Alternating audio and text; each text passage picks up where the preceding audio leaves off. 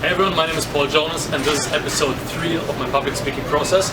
We're in Vancouver in some shopping mall, and on my third speech I will be showing something, and while I show something I will explain how to do it, just as I'm doing now. I'm a little bit on the shopping and I don't know what I'm actually putting in there, and yeah, what I want to focus on, as I said last time, I want to speak slower and I want to take my voice up and down and stuff to be more interactive, be more excited about stuff, and that's what it's going to be about.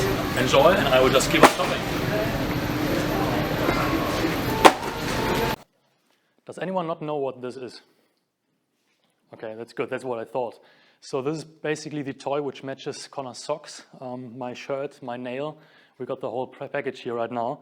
And as most of you had this in your hands probably when you were children, what you did when you approached it, you looked at it and you were looking for the side which has the most colors done already. And if I look at this right now, I see this yellow side, which has quite some blocks already in yellow, and we would go from there. But there's one fact which we have to know to solve this thing. The middle blocks, they can't move. So I can move like this, I can move like this, and I can move everything but the middle block. So the middle block shows which color will be on the side. So going with this side, making it yellow would be wrong because this one will be orange. When we know this, we basically start with any side, and from there we can solve this. What I will show you is how to approach the first layer due to time issues, and then you know how to go with the whole cube. I will just start with the white side because this is the side which I start with. And what we want to do, because there are like 40 quintillion possible ways to make this thing, which is like 30 zeros, we need some belief. That's why we're going to start with a cross, get some higher power there. And what we do, we take the white side and we look for a stone which we're going to put into those spots here. And as I said, we want them neighboring a side which has the same color then as the middle block. So on this side, it would be a white one and a green one. So I'm just going to look for where it is. It's basically here. It's green and it's white.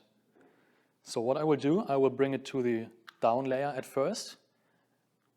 And basically I just put it on the downside because the downside we can move just around as we want to. The top one we want to do. So here we can play around without destroying something. And we just bring it to the green side, which would be here. This is green under there. And then we bring it up. Now this is actually, I did the wrong one here. I will just need to look where the green one was now. Here it was. So here it's the green one, and we bring it up, and now we see it's green and white, so it's at the right spot, but it's wrong oriented. We have to twist it around. So there are different algorithms we use to actually solve this thing, which we have to know. And this pretty much goes like we look at the sides which we have. So if we are twisting the front one in the clockwise direction, we say front. When we do it anti-clockwise, we say front invert. So just that you know what I'm saying, it's like right invert, stuff like this. So what we do to twist this block around, we make a front invert, we make an up, we make a left invert, and we make a the top invert. So now the stone is flipped around, it's in the right direction now, and this is where we want to have it. And we pretty much go from there, do the same thing. Here we got the blue one and the white one. We bring it under the blue one, white is on the top. We bring it up, and we again do the same thing. So it's the front invert, it's the up, it's the left invert, and it's the up invert again. So the stone is on the top now, where it has to be, and we're getting closer to the cross as we've got this green one here and this one halfway through. Just going for the next one, like the white one and the red one, looking for where it has to be, which would be this side. And on this turn, we're quicker because it's oriented already correctly, so we're where we want to be. And then we just go for the last one, which is the orange and the white one here. We just bring it up again, and we do the same algorithm, front invert, up, left invert, up invert, and that's where we have the cross. And it's all matching up with the colors here, as you can see, so they're in the right spot already. And to solve the whole top now, we go and solve the corners, and this is another algorithm again which we use. And we basically go again, look for a stone which has white in it, and then two neighboring colors of the whole cube. Let's say we take the white one, red one, and blue one. We want to bring it below the corner where it's going to, which in this case would be where it is right now actually. We've got red got blue, and we got white. And from there, we use an algorithm which would be right invert, down invert, right, down. By doing this, we flip the stone up to the top here. It's the same stone which was down there.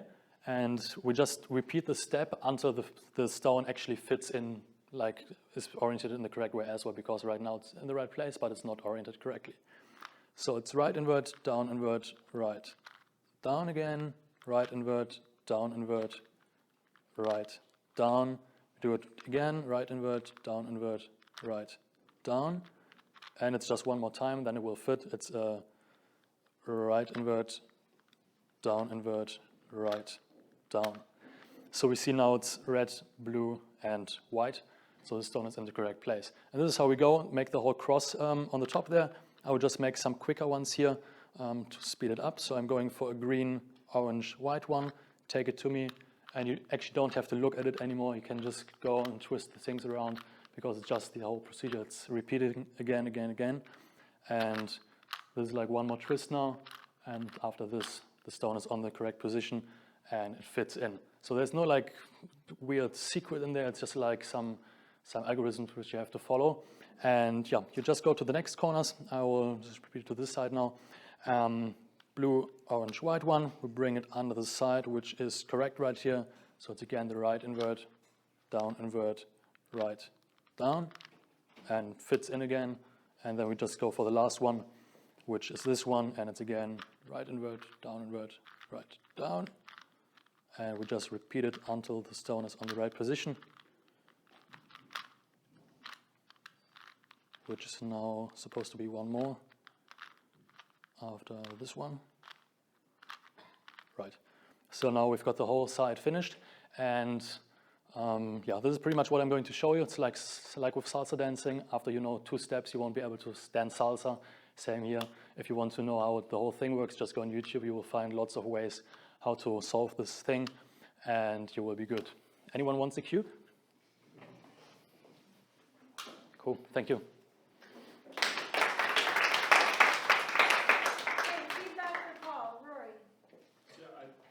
You made it sound really easy, which, I mean, I've never been able to figure that out, but yeah, you explained it really well.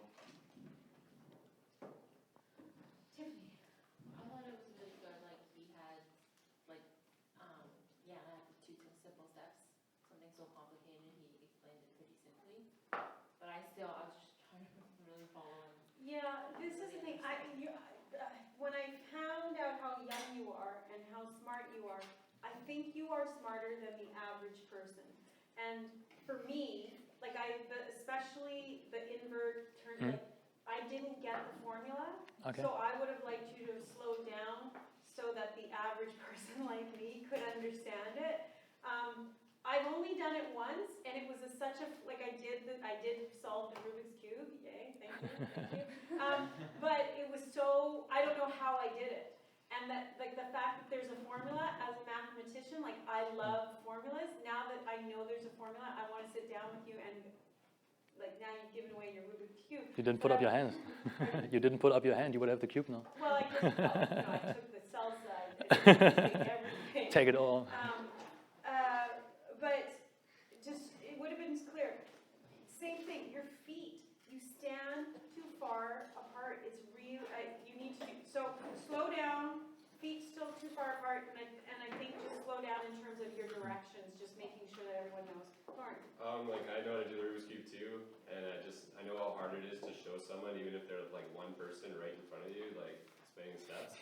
So like trying to show like a whole audience, it can be pretty challenging. I think like you obviously know how to do it and you speak clearly and everything, but like just for like a large audience thing, like having like a small cube for the whole class to try to figure out, I can see it. All right, so everyone can follow it up, yeah. Yeah, and I think having that microphone, like using that, This thing, yeah. this would have been easier to see. You have one too? You have a little? I have a little one. And you do it all the time? Yeah, I have 5-sided ones and 7-sided ones I do, yeah. And you can do all of it? Yeah. Oh, see, I love, like, it's math, it's math. It's colors. It's math, right? And I really like that. Anyways, it was good. Definitely, Paul, you're getting more and more better each time. But I think you need to slow down and remember that the average person isn't All right, thank you. So let's do the recap for speech 3. On this one, I didn't like the speech myself. I didn't connect with the audience really well, so maybe it was because it's the cube and it didn't play enough with the audience. But it would be too cheap to say it's because of the cube. I cannot play it with the cube, so I just need to make it more special and stuff so that it connects.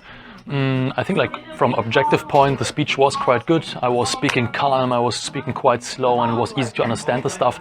But yeah, it just didn't connect. What I need to still improve is like my stand. It's pretty wide, so right now like I need to stand a little closer together because I'm tall and yeah, it just looks a little weird, like a giraffe something. Yeah, I still need like to work with my pauses and everything. Maybe speak a little slower here and there. But yeah, it's coming definitely. And yeah, that's pretty much it. On the next one, I will tell you in the next intro. Cheers. Still there? What are you looking at? I'm just shopping my Chinese food here. What exactly are you buying today? I'm buying yogurt jelly. It's my favorite. Absolutely. Right. Have a good day. Yeah, Discovery, we're now doing the unshop because we're such nice people.